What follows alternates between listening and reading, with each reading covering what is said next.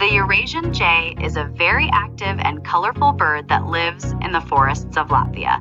It can be easily recognized by its loud call, as jays can imitate various other bird calls, even the meowing of a cat. Outwardly, jays stand out with their splendid plumage, which is reddish-brown with bright blue stripes on their wings. In Latvia, they live year-round, mostly in forests, although they frequently visit parks and gardens as well. Jays are omnivores.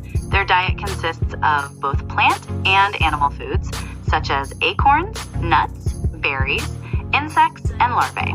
Sometimes they also eat smaller birds' eggs or even young birds.